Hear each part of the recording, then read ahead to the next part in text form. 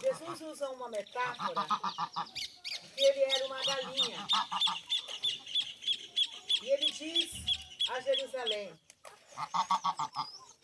eu queria te proteger, colocar debaixo de minhas asas, como a galinha coloca os seus pintinhos, mas não quiseste. Infelizmente, Jerusalém não quis ficar debaixo das asas do Senhor Jesus, protegido por Ele. Que Deus te abençoe, que você faça essa escolha. Escolha ficar debaixo da proteção das asas do Senhor Jesus. Porque se você notar, quando o pintinho está debaixo das asas da sua mãe, ninguém vê, só vê as asas da sua mãe. Assim é o inimigo. Quando nós estamos protegidos debaixo das asas do Senhor, o inimigo não nos vê.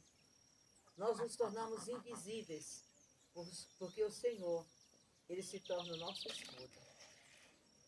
Escolha estar debaixo das asas do Senhor Jesus. Amém?